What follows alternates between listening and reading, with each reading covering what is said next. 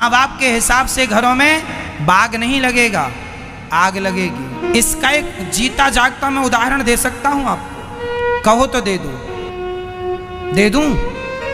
तो सुनो, ये कथा मैंने एक दिन सुनाई थी, पर इस मुद्दे पर नहीं सुनाई, इसलिए इस मुद्दे पर दोहरा देता हूं। महाभारत का युद्ध एक लड़की के पिता के कारण हुआ है। कौन है वो लड़की और कौन है वो पिता, सुन लो। महाराज शांतनु मत्स्यगंधा पर मोहित हो गए। कथा हमने सुनाई थी, केवल स्मरण कराएंगे आपको, समय पूरी सुनाने का नहीं है। केवल इतिहास से हम आपका परिचय कराएंगे कि जिस लड़की ने अपने माँ बाप की बात मानी, उसके जीवन में परिणाम क्या हुआ। महाभारत की जननी कौन है, आज मैं आपको स्पष्ट कर देता हूं। भीष्म पितामह गंगा पुत्र हो चुके थे। शांतनु का एक बेटा था, 14 साल की उम्र थी। भीष्म पितामह की उम्र कितनी थी, 14 साल का छोरा था भीष्म पितामह की उम्र। ये गंगा पुत्र थे। शांतनु गंगा जा चुकी थी, अपनी पत्नी के वियोग में ये तड़पते थे। एक दिन एक महिला इन्हें मिल गई, बड़ी सुंदर थी, उनसे विवाह करने का मन हुआ।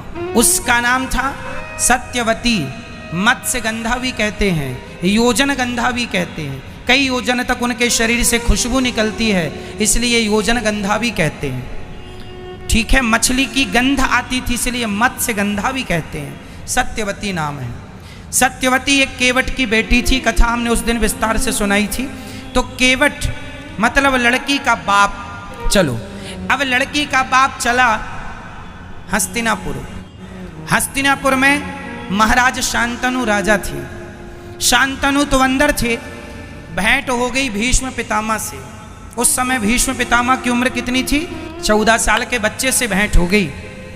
तो जो लड़की का पिता मतलब मत्स्यगंधा का, सत्यवती के पिता जो केवट थे, उन्होंने कहा, एक लड़की के बाप की दास्ता कह रहा हूं। उस व्यक्ति ने कहा, लड़की के पिता ने कहा कि कहो कुमार, राजकुमार, तुम्हारे पिता का दिल मेरी बेटी में आया है, शादी करना चाहते हैं। तो राजकुमार ने कहा, भीष्म पितामह ने कहा, जब मेरे पिता का निर्णय है और आपका निर्णय है तो आप देख लो। तो लड़की के पिता ने कहा कि मैं शादी तो कर दूंगा, पर मेरी बेटी तो इस घर में नौकरानी बन के रहेगी।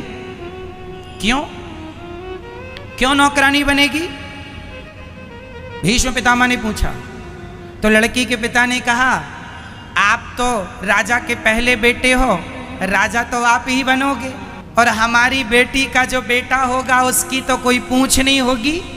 तो भीष्म पितामह ने तुरंत प्रतिज्ञा की, मेरे पिता की खुशी यदि इस महिला से है तो मैं आपको वचन देता हूं कि मैं कभी विवाह नहीं करूंगा, मैं कभी विवाह नहीं करूंगा, और इस गद्दी पर आपकी बेटी से उत्पन्न हुआ बेटा ही बैठेगा।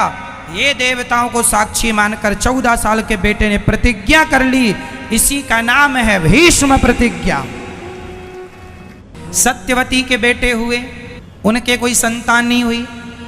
फिर संतानें व्यास जी के द्वारा हुई। धृतराष्ट्र, पांडु धृतराष्ट्र बैठे सत्ता पे और धृतराष्ट्र को पुत्र। यदि भीष्म पितामह उस गद्दी पर बैठते तो महाभारत का कभी युद्ध होता। हमेशा लड़की के माता पिता अपनी बेटी का भविष्य बनाने के चक्कर में वो ये भूल जाते हैं कि इनके ससुराल में किसकी हानि हो रही है, किसका भला हो रहा। वो केवल अपनी बेटी का भला देखते हैं। और तुम बेटियों को अपने पति का भला सोचना चाहिए कि आपके पति का जिसमें भला हो, आपका जिसमें भला हो, वो निर्णय आपको लो। क्योंकि ससुराल पक्ष जो मायका पक्ष होता है, वो हमेशा एक ही तरफ से वो निर्णय देंगे जिसमें केवल आपकी भलाई है। यदि उस लड़की के पिता ने ये देखा होता कि राज्य की भलाई किसमें है, तो वो ये कभी संकल्प ना दिलाते, फिर भीष्म पितामह राजा बनते।